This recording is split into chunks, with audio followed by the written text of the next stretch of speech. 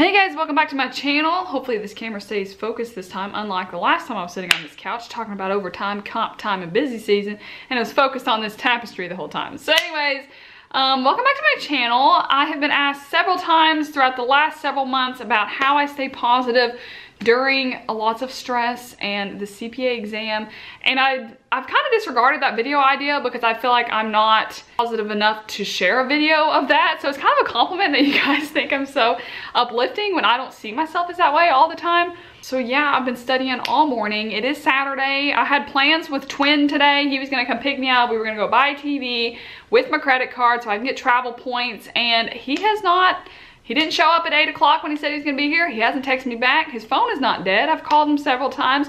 A little slightly worried about him because he always texts back and he's never not been somewhere when he said he was gonna be there. So I'm trying not to freak myself out about it and thinking he's, you know, dead on the side of a ditch somewhere. Hopefully he's not. Hopefully he's doing fine. Maybe he just lost his phone.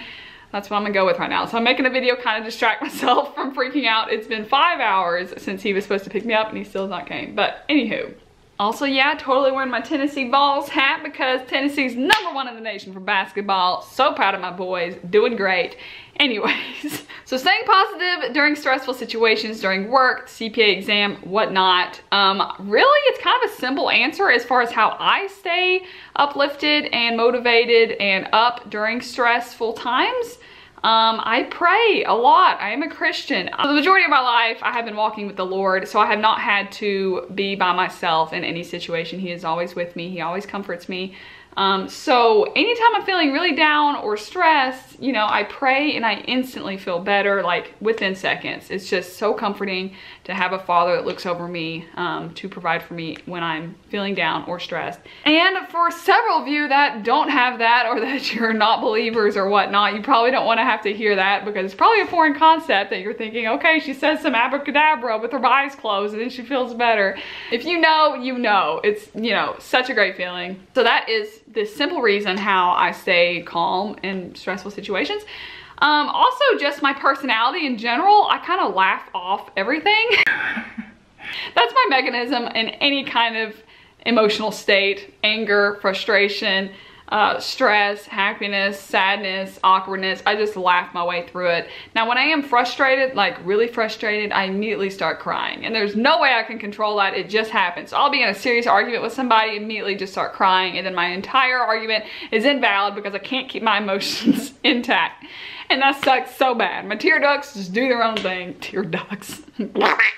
So advice to anybody else that is feeling down or that they are overwhelmed with the amount of stress you're under, whether that be you're in school or in college or graduating high school, or you're starting a new job, or you're about to have a baby and you're working full time, all kinds of stress. Life happens, it gets stressful.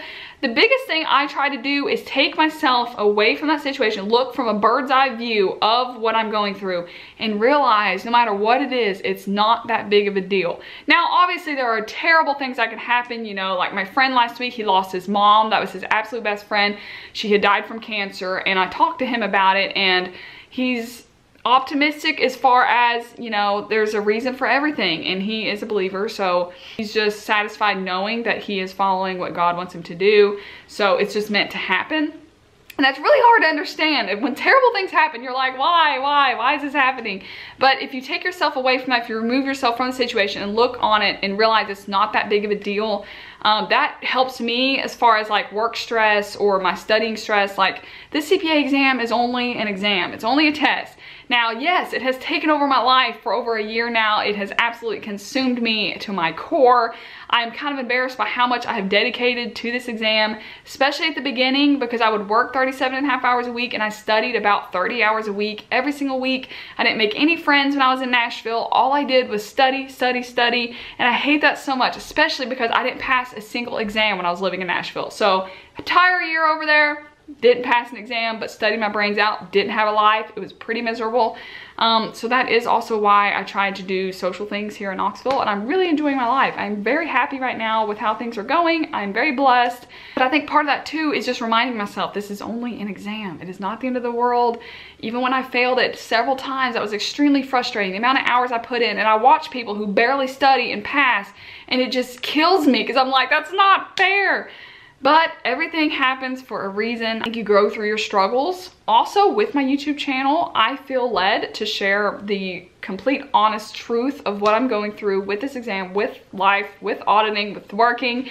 And a lot of people, you know, keep their vulnerabilities inside, and I usually do. I don't go around telling everybody, you know, how bad and struggling I'm doing, but I feel a pull on my heart from the Lord to share my honest experiences with you guys, so you guys can see how things are really going. And especially like when people brag about them passing the exams or that they got promotions or raises, they don't talk about the work that went into it, or how much time they sacrificed away from family to get that raise or promotion, how much time they spent at work, or, you know, had to put kids to the side, that kind of thing. No one talks about the bad parts. They only talk about the good parts. And I'm here to tell you guys, life is full of rumbly, crumbly crap, okay? And it's just all about the outlook that you have. And I know that's extremely vague, probably really cheesy and cliche, but I truly believe it with everything in me. Also, something just with my personality and with me, myself and I value time management above all other things.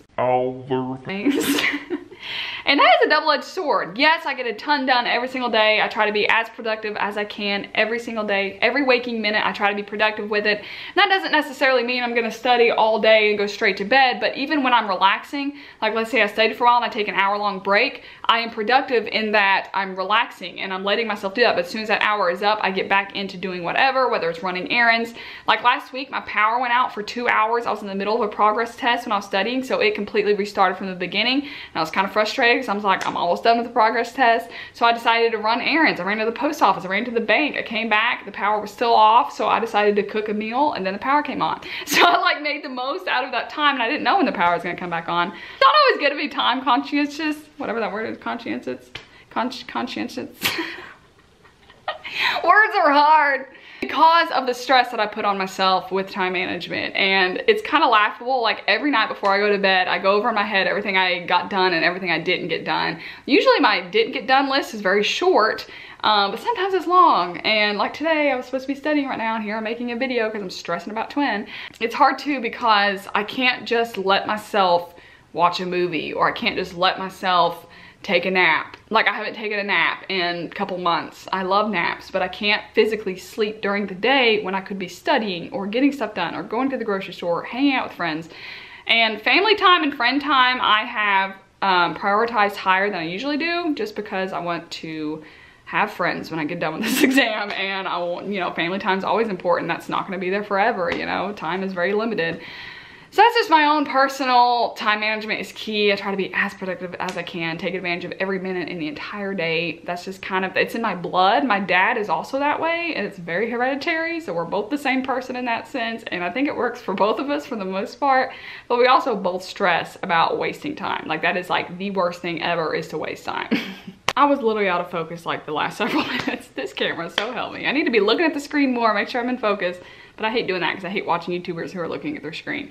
Anyways, also another little tidbit as far as how I stay uplifted. I have realized in my adult years that it really does make a huge difference on who you spend your time with as far as their negative outlook on life or their positive outlook on life. And I didn't really realize that until I removed myself from negative people. Living by myself right now is the best thing for me as far as studying for this exam, because I am under immense amounts of stress.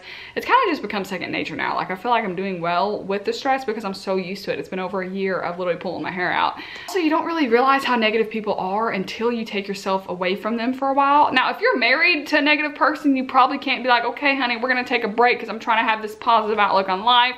I guess you could do that, but I wouldn't recommend it. Like friends you spend your time with, are they negative? Do they see the glass as half empty? And do they, you know, point out everything that went wrong for the day? Do they complain all over Facebook all the time? Are they tweeting horrible tweets all the time? I've realized with myself that whoever I'm around on their attitudes, I kind of warp into a negative person when I'm around negative people. And that's just something I need to be stronger with, but I don't realize I'm doing it. I need to be the positive one in the group and spread that to others. And I think I've done well with that lately. But that's just kind of a new thing with me. Yeah, as far as advice on how to stay uplifted, I pray a lot, so I don't know what to tell you if you're not a believer. I don't know what it's like to not be walking with the Lord every second of every day. I have yet to go through anything alone since I've been 7 years old. It's been amazing and comforting and great. And I would definitely encourage that for anybody who's not a believer. But you know, make your own decisions. A lot of people say that like eating healthy or drinking lots of water helps them more positive, feel better. I get that to an extent, but like, no, I don't like to eat salads all the time. I would be happier eating pizza. That's just who I am. I don't understand how eating healthy, like, yeah, what you put in your body fuels your body. Like, that makes sense and all, but only to a certain extent. Like, these crazy diets that people go on, I feel like they're more miserable because of the diet than if they would just eat what they want to eat. But then again, if it's weight loss, that's a completely different thing. But as far as like mind over matter and changing your mindset, eating healthy, I don't truly understand that. Maybe I just haven't tried it long enough, because I cannot eat rabbit food for a long period of time. I will die. Like, I need pizza and hamburgers, okay? Specifically chili dogs, those are my favorite.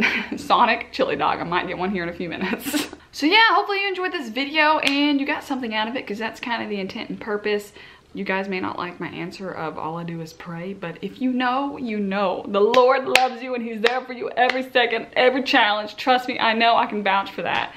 So thank you guys so much for watching this video. Please comment down below anything that you do to stay uplifted or positive during stressful times so you can help others that read the comments and we can all be a community together, because this CPA exam is miserable. Let me tell you, I cry all the time because of it, and then I have to whip myself into shape and be like, Heaven, it's only an exam. You've got this. You've passed one already. You can totally do this. It's literally like a constant motivational speech, like every single day I have to give myself. So anyways, thanks for watching and I'll see you guys next time. Goodbye.